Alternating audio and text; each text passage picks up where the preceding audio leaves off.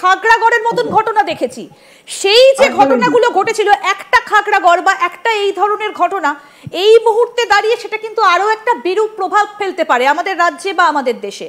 সেগুলোকে আটকানোর জন্য কোনো ব্যবস্থা কি নেওয়া হচ্ছে? ব্যবস্থা নিশ্চিতভাবে নেওয়া হচ্ছে বলে ইন্দিরা আজ আমরা এটা ডিসকাস করছি। আজ আমরা জানি যে বাংলাদেশ, নেপাল, ভুটান ইউজ করে আমাদের ওপর নাশকতার একটা ছক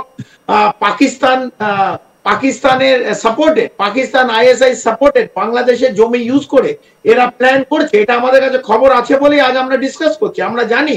কিন্তু আমাদের পিন পয়েন্ট হতে হবে, আমাদের কমিউনিকেশন, স্যাটেলাইট, দেখুন 2-3 রকম ভাবে আমাদের ইন্টেলিজেন্স গ্যাদারিং হয়। একটা হিউম্যান ইন্টেলিজেন্স গ্যাদারিং হয়, একটা থ্রু টেকনিক্যাল ইন্টেলিজেন্স গ্যাদারিং হয়, একটা কমিউনিকেশন ইন্টেলিজেন্স গ্যাদারিং হয়, একটা স্যাটেলাইট মানে স্যাটেলাইট থেকে ইন্টেলিজেন্স গ্যাদারিং হয়। সো এই সবগুলো যদি আমরা ক্লোজ ভাবে করতে পারি, তার উপর আমাদের ধরুন বিএসএফ এর নিজস্ব ইন্টেলিজেন্স আছে, সামরিক বাহিনীর আমাদের ইন্টেলিজেন্স আছে, স্টেট পুলিশের ইন্টেলিজেন্স আছে।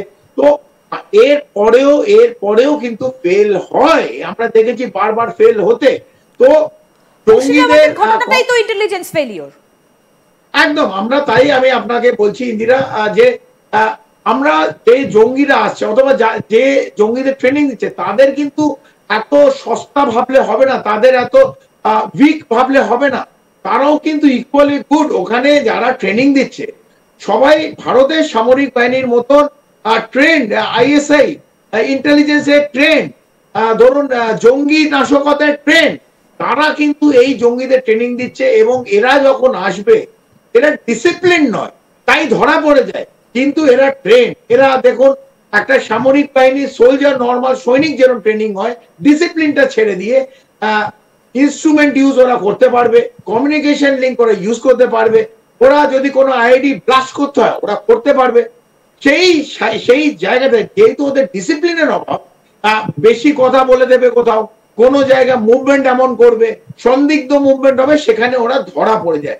কারণ ওদের সেই ফিনিশটা নেই যেটা একটা সৈনিকের থাকে। তো এইটা একটা ডিফারেন্স একটা ট্রেন্ড সাধারণ সৈনিক এবং একটা জঙ্গির মধ্যে। তো জঙ্গিদের ওপর আমাদের ক্লিয়ার অবজারভেশন রাখা খুব জরুরি। বিশেষ করে ধরুন ওরা একটা বাড়ি এসে ভাড়া নেবে, ওরা খুব তাড়াতাড়ি 7 দিন 8 দিন মধ্যে বাড়ি টু বাড়ি চেঞ্জ করে ভাড়া নেয়, এই অচেনা লোক। সঙ্গে সঙ্গে কিন্তু অ্যাজ এ নাগরিক আমাদের একটা রেসপন্সিবিলিটি আছে সঙ্গে সঙ্গে খবর দেয়া। আর আমরা এটা বারবার বলছি যে পশ্চিমবাংলা এবং উত্তর পূর্ব 7টা রাজ্য কিন্তু রেড অ্যালার্ট। এদের মধ্যে কিন্তু যখন তখন 3টে জায়গা দিয়ে নেপাল, ভুটান এবং বাংলাদেশ থেকে এই জঙ্গির এন্ট্রেন্স হতে পারে এবং ইতিমধ্যে হয়তো হয়ে গেছে। নাশকতা করবে কিনা সময়ের অপেক্ষা, এবং আমাদের এজেন্সি কত তৎপর সেটা করতে দেবে কিনা সেটা অন্য বিষয়। নিশ্চিতভাবে আমাদের এজেন্সি চারিদিকে খেয়াল রাখছে, বিশেষ করে পেহেলগাঁও হওয়ার পর আরো বেশি তৎপর। এবং বাংলাদেশ আমরা জানি যে যেভাবে এই মৌলবাদী সংগঠনগুলো, বিশেষ করে জঙ্গি সংগঠন আনসারুল্লাহ বাংলা টিম, জামায়াত, গুজি, এই প্রত্যেকটা জামাতুদা, এই প্রত্যেকটা জঙ্গি সংগঠন তাদের উপর ক্লোজ মনিটর করছে। এবং বাংলাদেশের মধ্যে আমাদেরও গুপ্তচর আছে, আমাদেরও এজেন্সি কাজ করছে এবং বিভিন্ন জায়গায় নেপাল, ভুটান আমাদের বন্ধু দেশ। আপনি যেটা বলছেন কর্নেল চৌধুরী, যে এই যে ইন্টেলিজেন্স গুলো ভেতরে যেভাবে কাজ করছে, আপনি অনেকগুলো রাজ্যের কথা বললেন, বাংলা বললেন, বিহার বললেন, উত্তরপ্রদেশ বললেন, অর্থাৎ এই রাজ্যগুলোতে তো রেড অ্যালার্ট রয়েছে।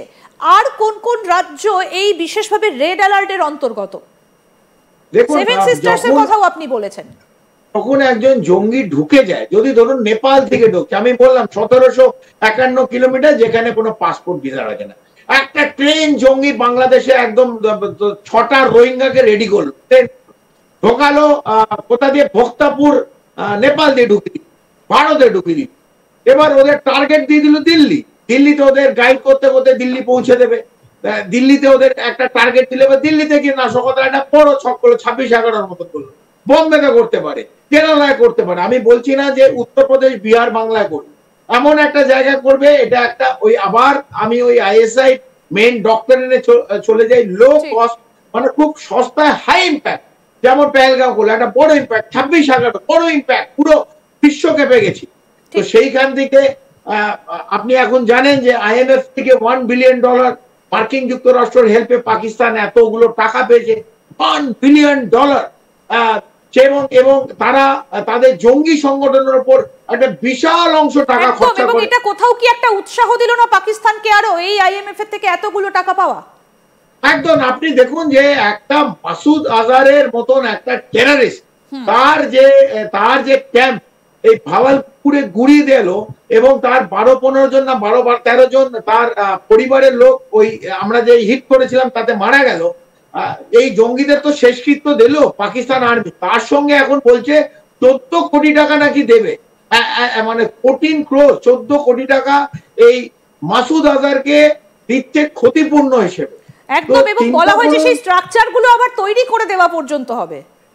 একদম, আপনি তাহলে চিন্তা করুন যে রাষ্ট্র এবং জঙ্গি সংগঠন সমর্থক সেই রাষ্ট্রের কি হতে পারে। তারা এখন নিজের জমি না ইউজ করে একটা অপর জমি ইউজ করছে, নেপাল করবে, ভুটান করবে এবং বাংলাদেশ করবে, করে আমাদের ওদের টার্গেট চীনের একটা বড় টার্গেট। এই 7টা যে উত্তর পূর্ব রাজ্য আছে, আমি বারবার বলছি, বাংলাদেশের জমি দিয়ে, বাংলাদেশের জঙ্গি দিয়ে, বাংলাদেশের মৌলবাদী জঙ্গি সংগঠন দিয়ে এবং উলফা এবং আমাদের যেসব অর্গানাইজেশন গুলো ডেড হয়ে গেছিল ওগুলোকে কিন্তু রিসোর্স দিয়ে আবার চাগিয়ে তুলেছে।